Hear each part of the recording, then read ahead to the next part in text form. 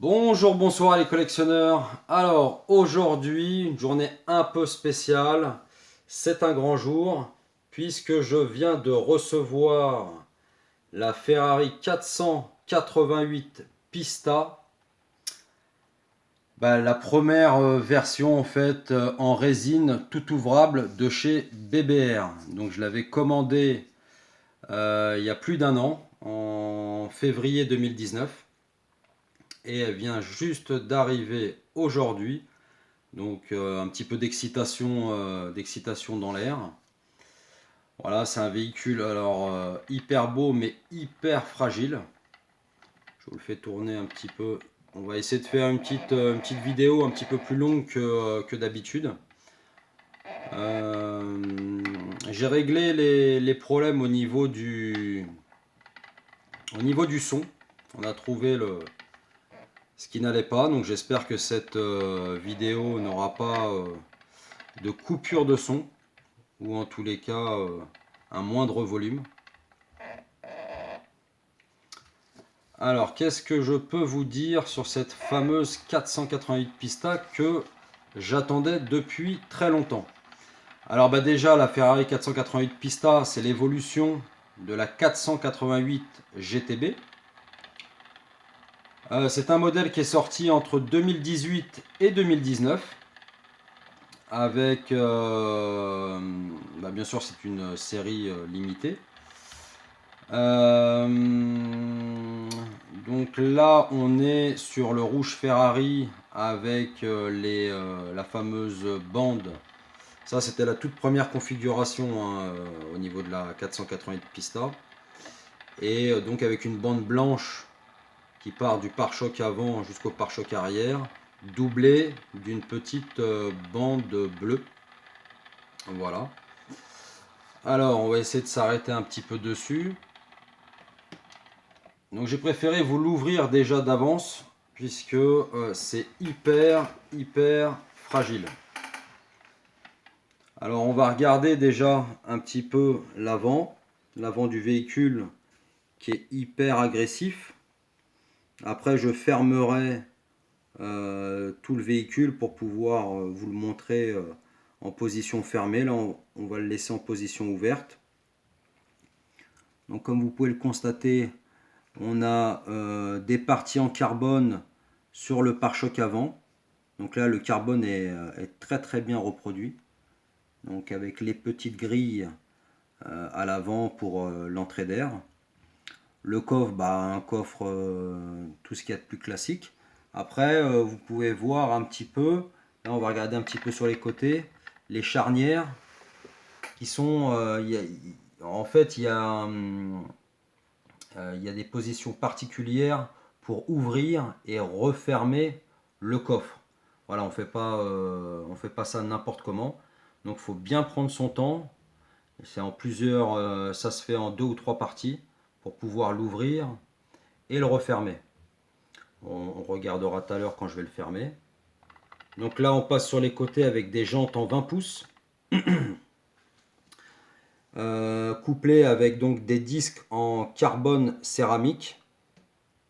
Voilà, hein, c'est ce qui se fait maintenant sur pratiquement toutes les Ferrari, vu les puissances. Ensuite, on va passer à l'intérieur. Donc là, on a l'intérieur tout en Alcantara. Donc là, c'est vraiment hyper bien reproduit au niveau des sièges.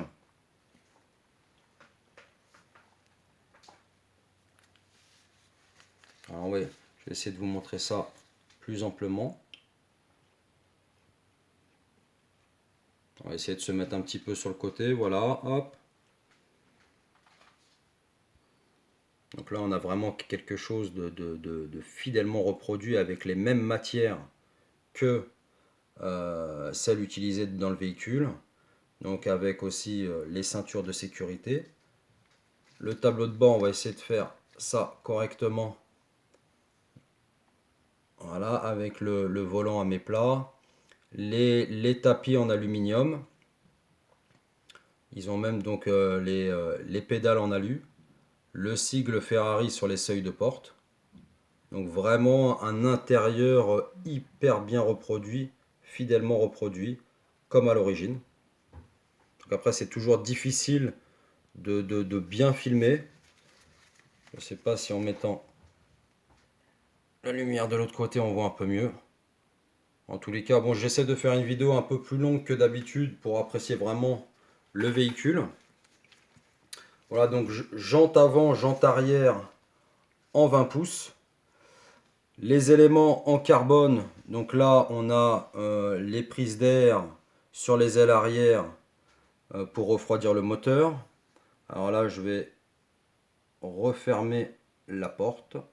Donc tout doucement, aujourd'hui j'ai mis des gants puisque l'heure est grave. Les bas de caisse en carbone. Voilà, de toutes les manières, les pièces en carbone étaient là pour faire que le poids soit amoindri, qu'il y ait un petit régime de fait sur ce véhicule-là. Donc l'arrière avec un énorme diffuseur, deux sorties d'échappement de chaque côté, le petit logo Ferrari, l'aileron intégré directement via la carrosserie, plus encore des éléments en carbone ici, au niveau de la petite barrette. Voilà, au niveau de la plaque, sur ce modèle c'est un peu spécifique puisque le nombre d'exemplaires s'élève à 288. Moi je suis le 19e et j'ai carrément, c'est la première fois que je vois ça, mon prénom et mon nom bien sûr que j'ai caché, mais voilà, c'est marqué propriétaire Sébastien Intel. Donc là vraiment on a l'impression d'être un VIP. Ensuite le capot moteur, donc là on est au max, je ne peux pas le soulever plus que ça. Ah si, encore un petit peu. Voilà. Donc là on peut apprécier ce fameux bloc V8 3,9 litres biturbo qui développe 720 chevaux à 8000 tours minute.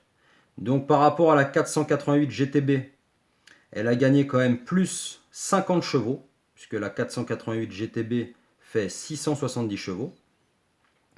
Le poids par rapport à la 488 GTB, elle a perdu 90 kg, donc le poids est maintenant de 1280 kg. Donc effectivement, entre le rapport poids-puissance est vraiment terrifiant.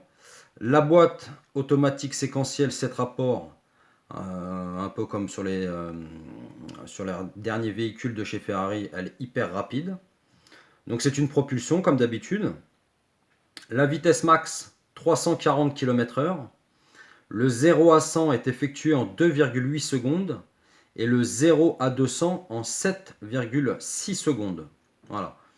Alors il faut savoir que ce V8 est le moteur en V8 le plus puissant jamais produit par Ferrari. Ça fait quand même 185 chevaux par litre. Et le couple, j'ai oublié de mentionner le couple est de 770 Nm. Voilà, donc là, à l'intérieur, il y a tous les câblages, on voit le V8, pas mal de pièces en carbone, les entrées d'air et tout. Donc c'est vraiment fidèlement reproduit avec donc ces petites pièces, on appelle ça donc ces petites pièces là pour ouvrir le capot moteur qui sont hyper fragiles. Donc je vais le refermer. Il y a une technique un peu particulière. Il faut pousser et en même temps fermer tout doucement.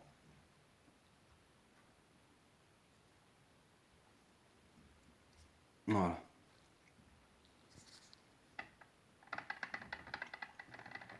Donc là, côté passager, tout à l'heure, bon, on voyait pas trop, mais là, même sur les portes, les contre-portes, on a de l'Alcantara.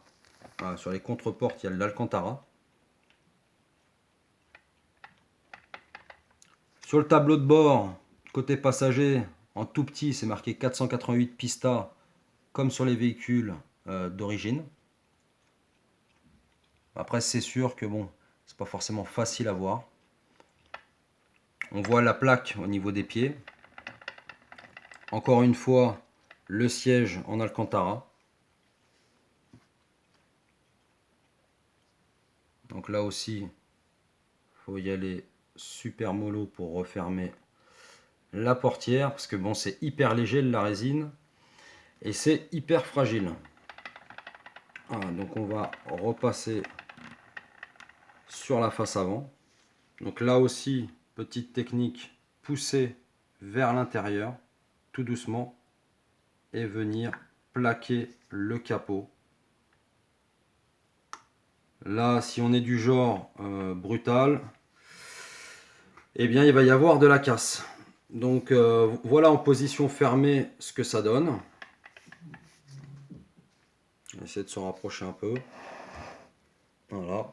Donc la face avant hyper agressif avec donc ce fameux capot qui est pourvu d'une prise d'air. Donc l'air rentre à l'avant, ressort ici, juste devant, vient sur les côtés pour arriver sur les portières, rentrer dans les prises d'air des ailes arrière et venir refroidir le moteur. Donc l'aérodynamisme sur ce modèle est vraiment poussé au maximum. Et non, c'est vraiment là un modèle qui est quand même... Après, c'est un de mes véhicules chez Ferrari favoris sur les dernières années. C'est vrai que je le trouve quand même hyper beau, hyper agressif, avec des performances à couper le souffle. Moi, j'ai eu l'occasion de conduire la 488 GTB, c'était déjà quelque chose. Mais alors, j'imagine celle-ci. Donc, même l'arrière, il n'y a rien à dire. Avec toute cette partie carbone, le diffuseur, ce petit truc là au milieu qui s'allume façon Formule 1.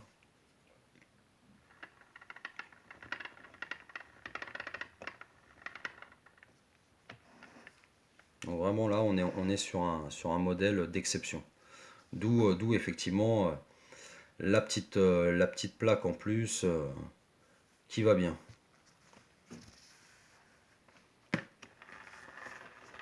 Donc là vraiment par rapport au modèle que je vous ai présenté dernièrement, là on est sur quelque chose de particulier puisque c'est une première mondiale pour eux d'avoir pu produire surtout 288 modèles quand même. Un modèle donc en résine qui normalement n'a pas d'ouvrant. Et là, il y en a un, enfin tout est ouvrable. Par contre, avec une fragilité, en général, je pense que c'est un véhicule qu'on met dans la vitrine, sous son cache, et qu'on ne touche vraiment qu'à l'occasion avec minutie. Voilà, bah écoutez, j'espère que cette vidéo qui dure un peu plus longtemps que d'habitude vous aura bien plu. J'étais vraiment, quand j'ai reçu ce matin le colis, pressé de vous la présenter pour pouvoir vous en faire profiter un petit peu. Voilà, j'espère que j'ai pas été trop long sur cette petite vidéo, j'espère que vous en auriez bien profité et puis on se retrouve incessamment sous peu pour une nouvelle vidéo d'un autre véhicule de ma collection. Sur ce, je vous embrasse et je vous dis à bientôt, ciao ciao.